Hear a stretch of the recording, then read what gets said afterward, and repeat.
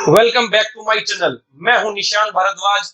और जैसा कि आपने मेरे पिछले वीडियो में देखा था कि अपन ने नॉन प्रॉफिट ऑर्गेनाइजेशन के जो रिसिप्ट एंड पेमेंट अकाउंट है और इनकम एंड एक्सपेंडिचर अकाउंट के साथ जो उसके इंपॉर्टेंट आइटम्स थे वो अपन ने समझ लिए थे।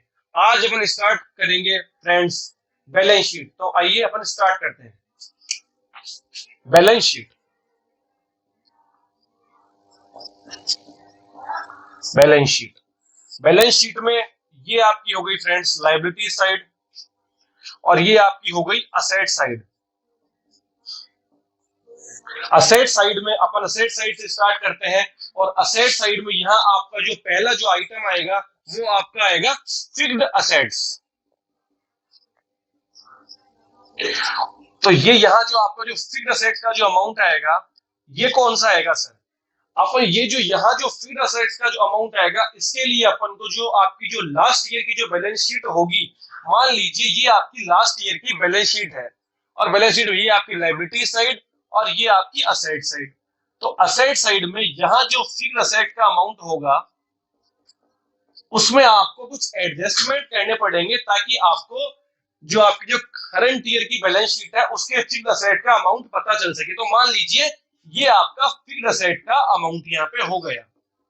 इसमें आपको जो आपने करंट ईयर में कोई भी असेट, करंट ईयर में कोई भी फिक्स्ड असेट यदि आपने परचेज की वो आप ऐड कर दीजिए। करंट ईयर में कोई भी असेट यदि आपने सेल की वो आप लेस कर दीजिए। और करंट ईयर का असेट पे आपके जो डेप्रिसिएशन लगेगा वो आप यहाँ इसको लेस कर दीजिए। ये यहाँ आपका जो अमाउंट आएगा ये आपका फिक्स्ड असेट का अमाउंट आ जाएगा। इसके बाद आपका जो आइटम आएगा वो आएगा आपका स्टॉक। स्टॉक का आइटम आप यहाँ लिख दीजिए। इसके बाद अब अपन चलते हैं आगे, जो आइटम्स आएंगे वो आपके यहाँ आएगा आउटस्टैंडिंग रिसिप्ट और एडवांस आपने कोई एक्सपेंसेस कर दिया वो। इनसे मिलते जुलते दो अमाउंट आपके लायबिलिटी साइड में भी आएंगे। तो पहला आपका जो यहाँ आएगा आपकी जो लायबिलिटी होगी वो आपकी होगी आउटस्टैंडिंग एक्सपेंसेस और एक आपका एडवांस कोई रिसिप्ट।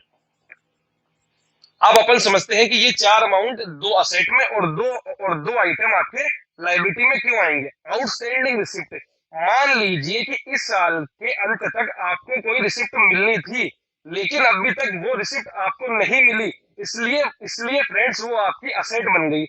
और आउटस्टैंडिंग एक्सपेंसेस आपकी लायबिलिटी इसलिए बनी कि मान लीजिए आपके ऑर्गेनाइजेशन में कोई एक एम्प्लॉय है और आपको उसको 50,000 रुपए की सैलरी देनी थी लेकिन आपने उसमें से 50,000 में से उसको सिर्फ 20,000 रुपए ही इस साल के एंड तक पे किए, जिसमें आपके 30,000 रुपए अभी भी आउटस्टैंडिंग रह गए।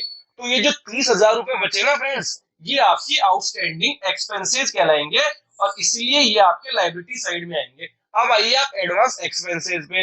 मान लीजिए आपने किसी एम्प्लॉय को नेक्स्ट ईयर की सैलरी इस साल ही पे कर दी लेकिन वो है तो नेक्स्ट ईयर की ना, इसलिए वो इस साल में आपकी असेट मानी जाएगी, इसलिए ये आपके असेट साइड में आएगा। अब आपका एक आइटम बचा है जो है आपका एडवांस रिसिप्ट। मान लीजिए आपके एनपीओ में आपका कोई मेंबर है, उसने आपको नेक्स्ट ईयर का सब्सक्रिप्शन इस साल ही पे कर दिया पर जो सब्सक्रिप्शन आपको मिला वो है नेक्स्ट ईयर का, इसलिए वो आपकी लायबिलिटीज में आएगा। इन आइटम्स के बाद आपका असेट साइड में जो आइटम आएगा वो आएगा आपका कैश ऑब्लिक बैंक।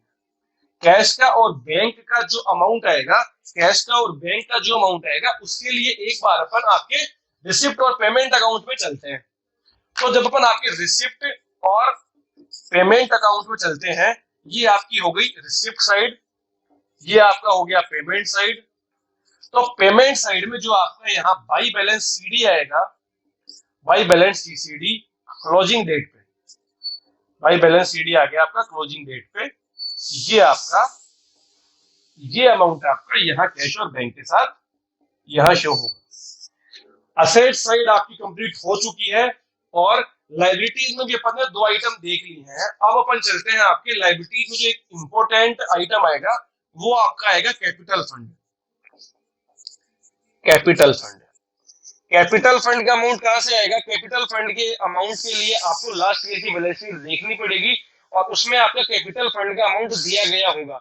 अब मान लीजिए बच्चों, आपके दिमाग में एक प्रश्न आ रहा होगा कि सर यदि हमें लास्ट ईयर की बैलेंस शीट दी नहीं हो तो अपन ये जो कैपिटल फंड है ये किस तरीके से निकालेंगे? तो ये अपन इस तरीके से निकालेंगे कि अपने पास लास्ट ईयर की जो भी अवेलेबल इंफॉर्मेशन होगी, लास्ट ईयर की जो भी अवेलेबल इंफॉर्मेशन होगी उसमें से अपन को असेट साइड को आप ऐड कर लेना, असेट साइड को आपको ऐड करना है और लाइबिलिटीज साइड की आपके जो भी आइटम्स होंगे उसको आपको असेट साइड में से लेस करना है और फिर इन आइटम्स को आपको जोड़ लेना है। इस साल के नहीं, मैं बात कर रहा हूँ यहाँ पे लास्ट ईयर की बैलेंस शीट के। तो लास्ट ईयर की बैलेंस शीट के इस तरफ के आइटम्स को आप जोड़ लेना और इस तरफ के अमाउंट में से आपको अगर यहाँ अगर कोई आइटम्स हो वो आइटम्स आप लेस कर देना और फिर इसके बाद जो आपका जो आइटम बचेगा वो आपका कैपिटल फंड कहलाएगा। और जब आप कैपिटल फंड निकाल लो तो ये आपने किस अप्रोच से निकाला? ये आपने कैपिटल फंड निकाला बैलेंसिंग फिगर अप्रोच से, तो ये अमाउंट यहाँ पे आ जाएगा। ठीक है, अब इसके बाद एक बार ये अपन इस बैलेंसिंग फिगर को यहाँ से हटा देते हैं क्योंकि अपन यहाँ पे ये करंट ईयर की बैलेंस शीट बना रहे हैं। अब कैपिटल फंड में आपको दो अमाउंट ऐड करने हैं, एक आपका हो गया एंट्रेंस फीस और एक आपका हो गया यहाँ पे लाइफ मेंबरशिप फीस। ये आपका हो गया। तो ये आपकी जो बैलेंस शीट है वो अपन ने बना ली है। बैलेंस शीट में असेट साइड के ये आइटम्स है और लायबिलिटी साइड के ये आइटम्स है। बैलेंस शीट कंप्लीट हो चुकी है। अब अपन जो नेक्स्ट टॉपिक यहाँ से स्टार्ट करेंगे उसका आपका नाम है fund based accounting. Fund based accounting आपके एग्जाम्स के नजरिए से एक इंपॉर्टेंट टॉपिक है और कई बार 4 मार्क्स का या 6 मार्क्स का क्वेश्चन उसमें से सीधा ही पूछ लिया जाता है। कई बच्चों को फंड बेस्ड अकाउंटिंग का जो कॉन्सेप्ट है वो थोड़ा सा मुश्किल लगता है, तो वो मैं आपको अभी समझाता हूँ। ठीक है,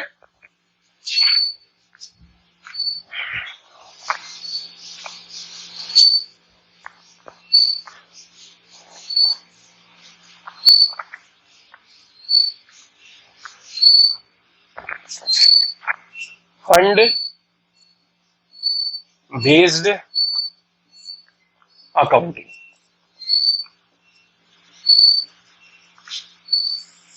फंड बेस्ड अकाउंटिंग आपका जो नॉन प्रॉफिट ऑर्गेनाइजेशन होता है उसमें जो रिसिप्ट मिलती है वो बेसिकली आपको डोनेशन के रूप में मान लीजिए या आपको कोई भी गिफ्ट वगैरह मिलते हैं।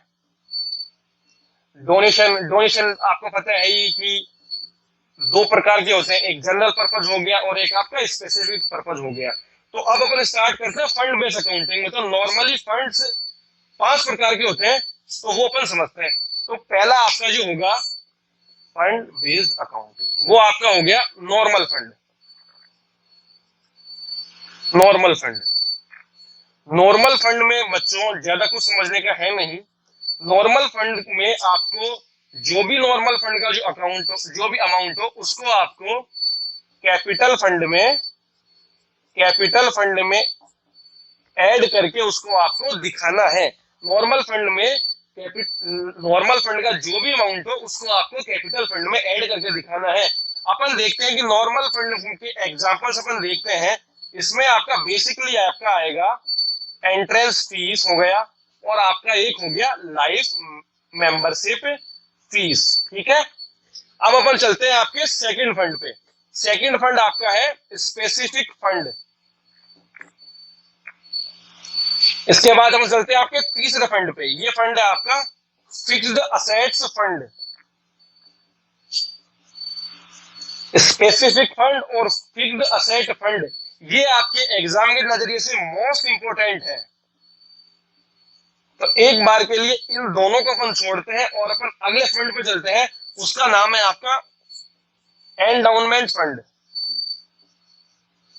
एंडाउनमेंट फंड इसका नाम भी ट्रिकी है और एंडाउनमेंट फंड जनरली बच्चों को समझ में आता है नहीं, तो मैं आपको क्लियर करता हूं कि एंडाउनमेंट फंड होता क्या है।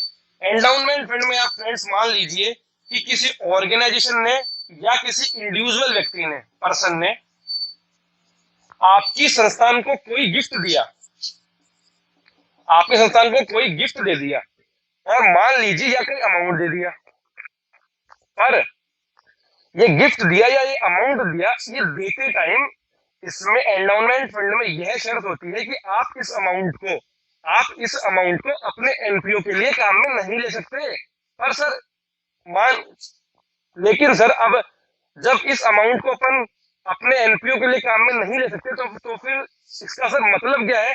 इसका मतलब ये है कि ये जो आपको अमाउंट मिला, मान लीजिए आपने इसको कहीं इन्वेस्ट कर दिया, या फिर आपने इसकी कहीं बैंक में एफडी करवा दी। और इन्वेस्ट करने से या एफडी करने से आपको जो भी अमाउंट मिलेगा उसको आप अपने एनपीओ के लिए काम में ले सकते हैं। ये आपका हो गया एंडाउनमेंट फंड। अगला आपका जो फंड होता है वो आपका होता है एन्युटी फंड। एन्युटी फंड क्या होता है सर? एन्युटी फंड आपका ये होता है कि मान लीजिए किसी ऑर्गेनाइजेशन ने या किसी पर्सन ने आपके एनपीओ को कोई भी अमाउंट का फंड दिया, लेकिन जब वह आपको फंड दे रहा था तो उसने फंड देते टाइम यह आपको बता दिया कि आपको उस फंड का कितना अमाउंट कितने साल तक किसी स्पेसिफिक पर्सन को देना है। मान लीजिए कि इस ऑर्गेनाइजेशन है, ए नाम है उसका, उसने आपके एनपीओ को ₹15 लाख दे दिए, पर ये 15 लाख रुपए देते टाइम इसने आपको ये कह दिया कि ये अमाउंट आपको एक व्यक्ति है जिसका नाम है राघव, उस व्यक्ति को आपको हर साल ₹1 लाख देने हैं, 10 साल तक देने हैं कंटिन्यू। तो आपका एनपीओ राघव 10 साल तक, और जब बाद में 5 लाख रुपए बचेंगे ना, ये 5 लाख रुपए ये संस्थान एनपीओ खुद के काम में ले सकता है। तो ये मैंने आपको जो आपके फंड बेस्ड अकाउंटिंग में आपके 5 प्रकार के जो फंड होते हैं इसका मैंने आपको ओवरव्यू दे दिया है। आपके एग्जाम पर्सपेक्टिव से आपका स्पेसिफिक फंड और फिक्स्ड असेट फंड आपके लिए इंपॉर्टेंट है। ये दोनों फंड अपन एक एग्जाम्पल से समझेंगे। तो अपन सबसे पहले समझेंगे स्पेसिफिक फंड।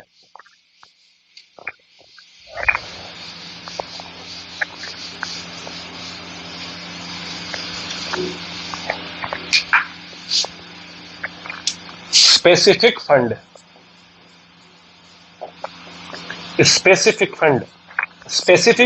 ये आपका, इसको आप रेवेन्यू फंड भी बोल सकते हैं friends, revenue funds.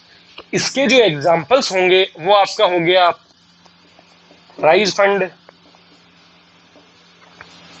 Match fund और आपका स्पोर्ट्स फंड। तो जब भी आप स्पेसिफिक फंड बनाओगे ना फ्रेंड, तो इसमें आपको अपने दिमाग में एक चीज रखनी है कि स्पोर्ट्स फंड में जो भी आपकी रिसिप्ट होगी वो आपकी रिसिप्ट साइड में जाएगी, आप जो पेमेंट करोगे वो आपका पेमेंट साइड में जाएगा, और जो फंड की राशि होगी उसको आपको बैलेंस शीट में शो करना है। इनकम एंड एक्सपेंडिचर अकाउंट में, मैं फिर से बोल रहा हूँ, ध्यान से सुनना, इनकम एंड एक्सपेंडिचर अकाउंट में स्पेसिफिक फंड से रिलेटेड कोई भी चीज नहीं जाएगी। पर मैं यहाँ एक स्टार मार्क लगा रहा हूं, कौन सी चीज जाएगी स्पेसिफिक फंड में इनकम एंड एक्सपेंडिचर अकाउंट की, वो मैं आपको एक एग्जांपल के माध्यम से समझाऊंगा। तो अपन एक एग्जांपल लेते हैं आपके प्राइज फंड का।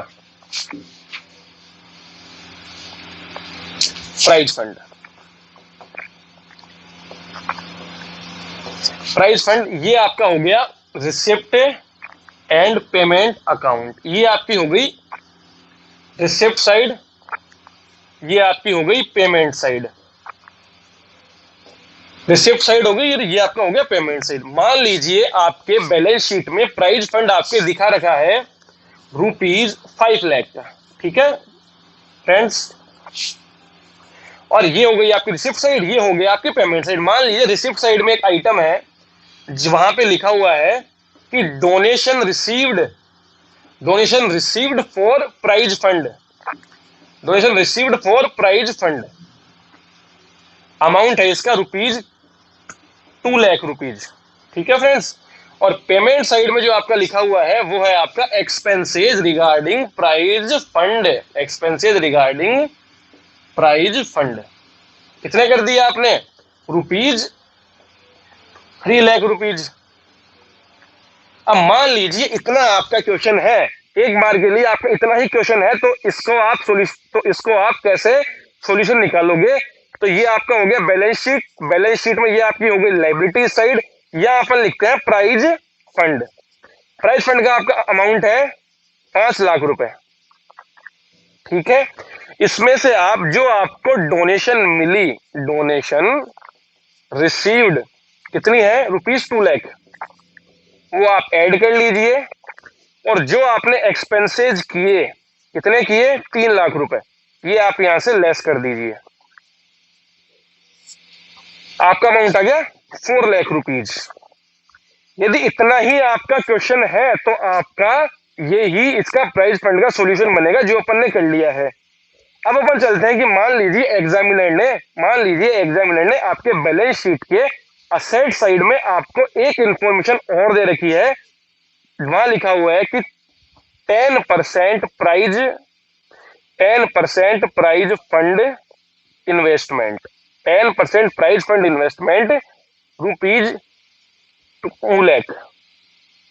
अब आप सब अकाउंट्स के स्टूडेंट है कि जब असेट साइड में ये लिखा हुआ है कि rupees 2 lakh 10% prize fund investment है, तो ये किसी ना किसी काम से ही लिखा हुआ होगा।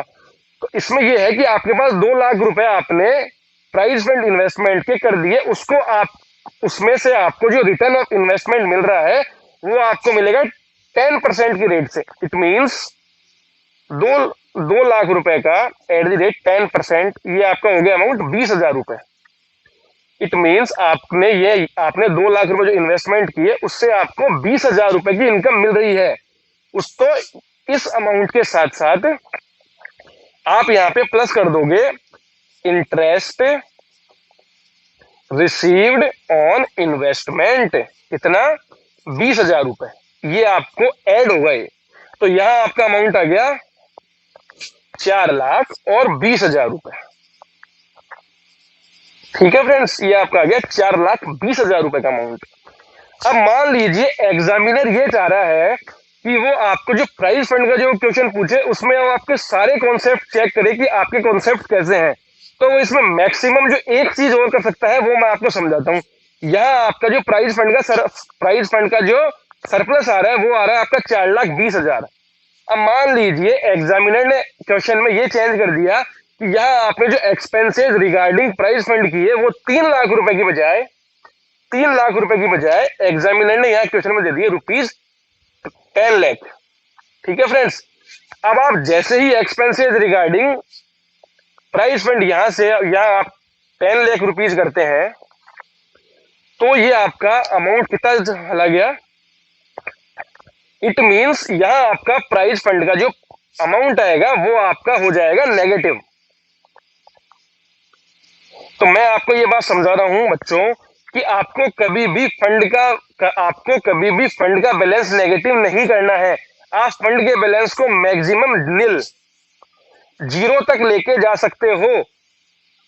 तो अब आप एक बार इसको यहां की बजाय एक बार आप इसको रफ में सोल्व कीजिए कि इसका अमाउंट कितना नेगेटिव जा रहा है। तो जब आप इसको रफ में सोल्व करोगे तो इसका अमाउंट आपका नेगेटिव जाएगा 2,80,000। तो आपको क्या करना है बच्चों? आपको ये करना है यहां पे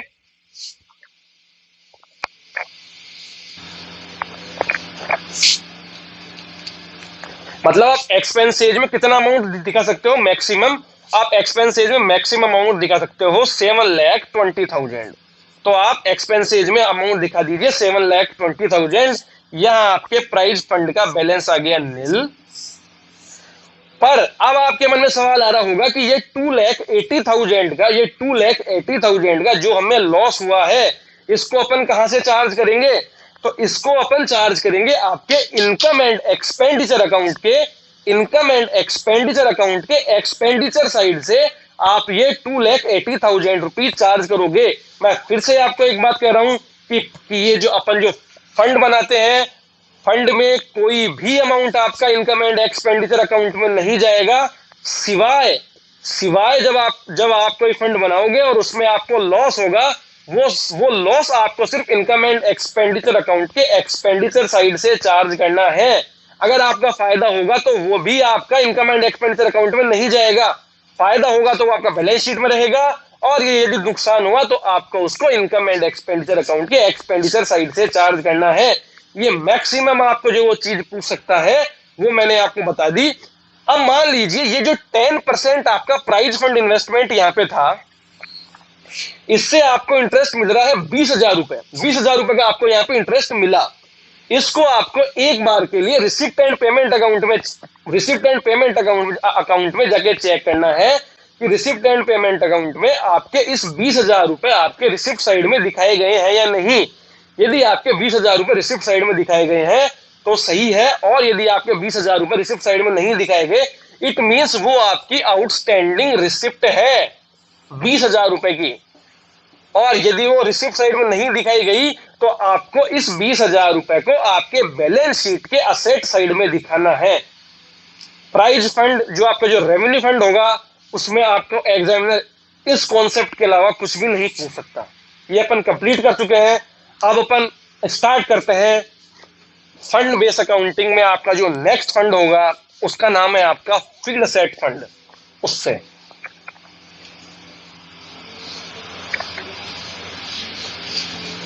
fixed asset fund, fixed asset fund, fixed asset fund के जो एग्जांपल्स हैं वो आपके हैं बिल्डिंग फंड हो गया आपका, और एक आपका हो गया इक्विपमेंट फंड। ठीक है, ये आपके एग्जाम के नजरिए से भी इंपॉर्टेंट है तो इसको आप ध्यान से समझिएगा। इजी कॉन्सेप्ट है, आप समझोगे आपके समझ में आ जाएगा। इसको अपन एक एग्जाम्पल के थ्रू समझते हैं ताकि आपको ये जल्दी समझ में आए। ठीक है, अपन लेते हैं आपका रिसिप्ट एंड पेमेंट अकाउंट।